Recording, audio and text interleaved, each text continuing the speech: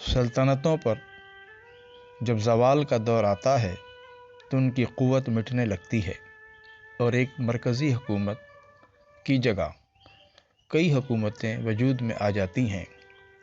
ہسپانیہ میں عرب 350 سال تک جاہو جلال سے حکومت کر چکے تھے۔ ان کی سلطنت بھی کئی ریاستوں میں بٹ گئی جو اکثر آپس میں لڑا کرتی تھیں اور بعض ایک دوسرے کے خلاف عیسائیوں سے مدد بھی طلب کر لیتی تھیں۔ اسی طرح الفانسو کو قدم آگے بڑھانے کا موقع ملتا رہا اور وہ تمام عرب ریاستوں کے لیے خطرہ بن گیا۔ ان میں سے ایک اشبیلا کی ریاست بھی تھی جس کے فرما رواں معتمد نے بادشاہی میں بلند مرتبہ حاصل کیا یا نہ کیا، لیکن شعر و ادب میں اس نے لاجواب شہرت حاصل کی۔ ڈاکٹر علامہ اقبال نے بھی اس کے عربی اشعار کو اردو کا جامہ پہنایا۔ معتمد کے مشورے سے تمام عرب ریاستوں نے مرابطی خاندان کے حکمران یوسف بن تاشفین کو اپنی امداد کے لیے افریقہ سے ہسپانیہ بلایا۔ وہ فوج لے کر پہنچا تو الفانسو نے اسے ایک لمبا چوڑا خط لکھا جس کا مفہوم یہ تھا کہ کیوں مرنے کے لیے ہسپانیہ آئے ہو، بہتر ہے چپ چاپ واپس چلے جاؤ، میں مراکش میں آ کر تمہارا شوق جنگ پورا کر دوں گا۔ یوسف بن تاشفین نے اس خط کی پشت پر صرف 3 لفظ لکھے، جو کچھ ہونے والا ہے اور جو کچھ ہوگا تیرے سامنے آ جائے گا۔ غرض یوسف بن تاشفین فوج لے کر آگے بڑھا۔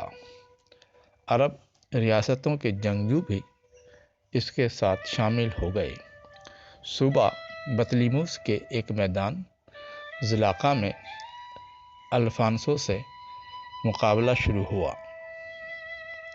یوسف اپنی فوج کو لے کر ایک الگ مقام پر جا کھڑا ہوا اور عرب ریاستوں کی فوجیں الفانسو کے تیز و خونریز حملوں کا مقابلہ کرتی رہیں۔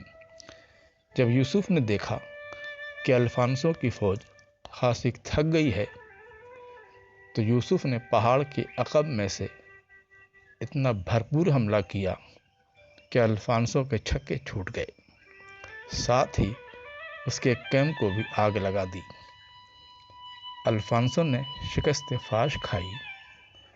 اس کی فوج میں سے کم 20,000 آدمی کھیت رہے اور یوسف کو فتح نصیب ہوئی، اور یہ فتح ہسپانیہ پر مزید 400 سال کے لیے حکمرانیت کی صورت میں پیدا ہوئی۔ یہ لڑائی جو دنیا کی چند فیصلہ کن لڑائیوں میں شمار ہوتی ہے 23 اکتوبر 1086 عیسوی کو ہوئی تھی۔ یوسف بن تاشفین عجیب و غریب شخصیت کا مالک تھا۔ 100 سال سے زیادہ عمر پائی تھی۔ اس طویل عمر میں اس نے ایک دن کے لیے بھی بیماری کا منہ نہیں دیکھا۔